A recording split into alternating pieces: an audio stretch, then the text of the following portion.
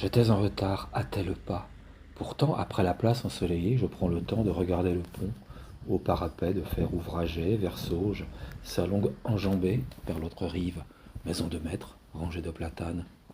Tant de pauses, ne cessant de consulter ma montre. Un quart d'heure de retard, regarder encore ma montre. Le temps ne décide rien. Aucun piéton ne traverse le pont. Seule une jeune fille aux cheveux noirs et longs, les deux mains posées sur le parapet, regarde l'eau, tête inclinée. Parfois, il m'arrive le matin de m'arrêter là pendant quelques minutes, attendant hérons cendrés, cormorans égarés ou cohortes de canards. Temps gagné sur toutes heures, enfermé à venir. Mais cette silhouette inclinée m'intrigue. Pourquoi regarde-t-elle si fixement l'eau? A-t-elle laissé tomber quelque chose? Comme un coup déjà reçu, sans le savoir, j'ai compris. Elle s'approche un peu plus du parapet, levant la jambe droite, s'apprête à sauter. Je suis déjà en train de courir à elle. Et j'appelle, je lance. Mademoiselle, non, attendez, j'arrive. Peu importe les mots employés, je ne me suis pas de suite aperçu que je courais.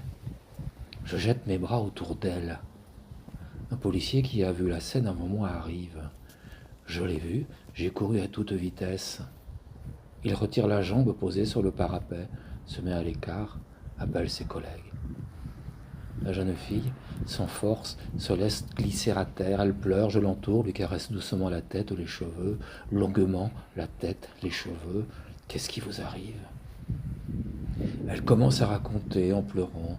Elle ne peut plus vivre, elle n'en a plus la force. La rue, la Manche, les squats, on lui a pris son enfant. Elle est si fatiguée. Le père de l'enfant l'a violée et l'oblige à se prostituer. Elle ne veut plus dormir dehors. Son chien l'a laissée pas loin, attaché à un arbre. Mais elle ne veut plus de tout ça. Elle est fatiguée, si fatiguée. Le policier appelle une ambulance. La jeune fille semble se déposer un peu. Sa voix est devenue douce. Les sirènes de l'ambulance viennent remettre violence et alarme. D'autres policiers arrivent. Je m'éloigne. Le premier policier me remercie. J'entends les autres parler des piqûres sur ses bras. La jeune fille d'un coup se remet debout. Elle hurle. Je vous connais, je veux que vous me laissiez. Ils la tiennent comme ils savent faire, sûre, carrée, aveugle. Elle n'a pas besoin d'ambulance, elle n'en veut pas. Qu'on la laisse tranquille. Les policiers lui demandent de se calmer et de monter. Elle résiste. Je dis aux policiers de faire attention, de ne pas la brusquer. Elle a été violentée par son compagnon.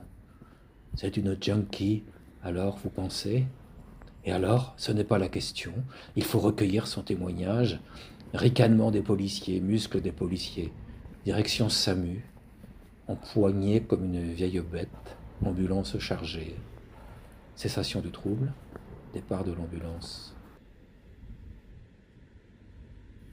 Je pense au temps qui m'a pris, le sien qui existe à peine n'est qu'urgence, un temps qui n'est jamais le sien, au temps qu'elle m'a donné pour que je l'attrape, seconde jetée au hasard d'un passant, sans préméditation, pour qu'on l'empêche.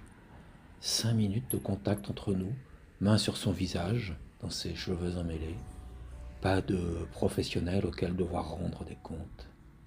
Car c'est à elle qu'elle peut se parler, à elle en douceur. Elle avait oublié qu'existe cette douceur. Elle s'est redonnée à elle-même sa douleur et sa douceur, oubliée et inconnue. Elle s'est effondrée. Elle a dit « J'en peux plus ». Je suis assise à côté d'elle 5 minutes, avant la furie. Quelques jours plus tard, je la croise à nouveau. La Manche, son chien, ne me reconnaît pas. 5 minutes déposées en elle.